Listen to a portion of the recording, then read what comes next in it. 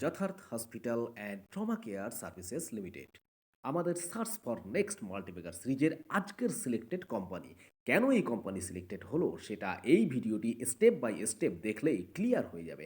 আসুন শুরু করা যাক। প্রতিষ্ঠিত হয়েছে ২০০৮ সালে। কোম্পানি আসলে একটি মাল্টি হেলথ কেয়ার হসপিটালস। বর্তমানে ৪টি হসপিটালস এই কোম্পানির আন্ডারে আছে। প্রথম ৩টি নয়ডা, গ্রেটার নয়ডা এবং নয়ডা এক্সটেনশনে, অর্থাৎ এই ৩টি উত্তরপ্রদেশে আছে। বাকি একটি আছে অর্চাতে, যেটি মধ্যপ্রদেশে অবস্থিত। ৩১শে মার্চ ২০২৩ এর রিপোর্ট অনুযায়ী এই কোম্পানি ৬০৯ জন ডাক্তারকে নিযুক্ত করেছে স্পেশালিটি কেয়ার ইউনিটে।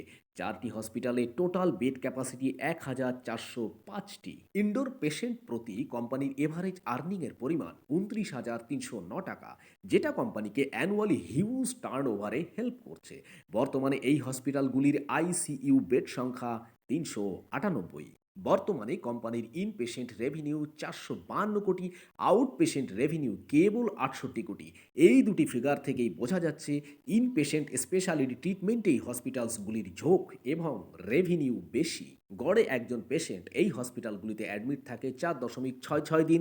হেলথ কেয়ার রিলেটেড যেসব সার্ভিস এই হসপিটালগুলি প্রোভাইড করে সেগুলি হলো centre of medicine, centre of cardiology, centre of neurosciences, centre of general surgery, centre of nephrology and urology, centre of pulmonology ইত্যাদি ইত্যাদি। এক কথায় কোম্পানি সব ধরনের হেলথ কেয়ার সার্ভিসেস প্রোভাইড করে। সবচেয়ে মজার যে জিনিস সেটি হলো সারা বছর হসপিটালগুলিতে পেশেন্ট কেমন থাকে, অর্থাৎ অকুপেন্সি রেট। আসুন দেখে নিই। গ্রেটার নয়ডাতে ৬৮%, নয়ডাতে ৯০%, নয়ডা এক্সটেনশনে ৪২% এবং অর্চাতে অনলি 20%, অর্থাৎ ২০%। অর্থাৎ সমস্ত বিজনেস নয়ডা কেন্দ্রিক। ভবিষ্যতে কোম্পানির এক্সটেনশন প্ল্যান কী হয় সেটা অবশ্যই দেখার বিষয়, কারণ কোম্পানিকে গ্রো করতে গেলে এরিয়া কভারেজ অবশ্যই বাড়াতে হবে। রেভিনিউয়ের পাশাপাশি প্রফিট দুটোকেই মেনটেন করতে হবে একই সঙ্গে। এবার দেখে নেওয়া যাক প্রতি বছর কোম্পানির সার্জারির সংখ্যা কেমনভাবে বৃদ্ধি পেয়েছে।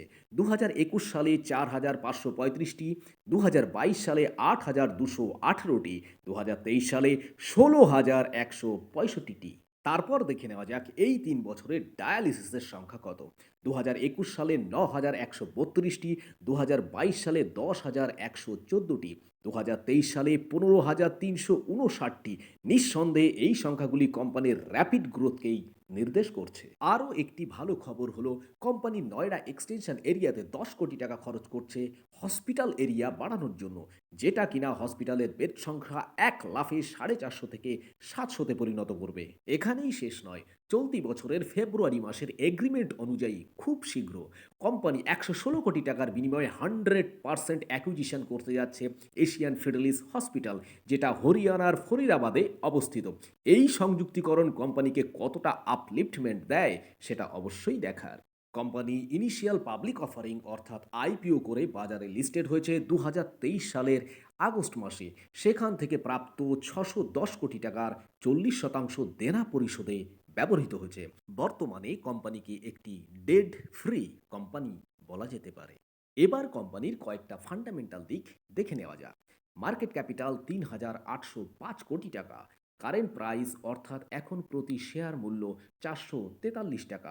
ভ্যালুয়েশন ৩৩.২, আরওসিই ২৩.৬, আরওই ২১.৭।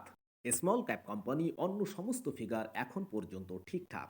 নেগেটিভ কোনো ইস্যু এখনও চোখে পড়ছে না। সেক্টর ভ্যালুয়েশন ৪৮-এর উপরে, অর্থাৎ কোম্পানি এখনও আন্ডার ভ্যালুড। এক কথায় কোম্পানির গ্রো করার প্রচুর স্কোপ আছে। এবার দেখে নেওয়া যাক কোম্পানি ইয়ারলি কেমনভাবে গ্রো করেছে। ২০২১ সালে সেলস হয়েছে ২১৫ কোটি টাকা, ২০২২-এ সেলস হয়েছে ৩৭৫ কোটি টাকা, ২০২৩-এ সেলস হয়েছে ৪৭৮ কোটি টাকা, আর ২০২৪-এ সেলস হয়েছে ৬৭১ কোটি টাকা। কোম্পানির রেভিনিউ বেশ আকর্ষকভাবেই বৃদ্ধি পেয়েছে বলা যেতে পারে। তারপর দেখে নেব কোম্পানি ওপিএম এবং নেট প্রফিট কেমন মেনটেন করছে। ওপিএম মোটামুটি ২৭ থেকে ৩০%-এর মধ্যে। ২০২১-এর নেট প্রফিট ২০ কোটি টাকা, ২০২২-এর নেট প্রফিট ৪৪ কোটি টাকা, আর ২০২৩-এর নেট প্রফিট ৬৬ কোটি টাকা, আর ২০২৪-এর নেট প্রফিট ১১৪ কোটি টাকা। এক কথায় ওপিএম এবং কোম্পানির নেট প্রফিট গ্রোথ মনে ধরার মতো। মার্চ ২০২৪-এর রিপোর্ট অনুযায়ী কোম্পানির দেনা 85 কোটির মতো, আর রিজার্ভ সেখানে 788 কোটি টাকা, অর্থাৎ কোম্পানির বর্তমান ফান্ডামেন্টাল চার্ট ওভারঅল গুড।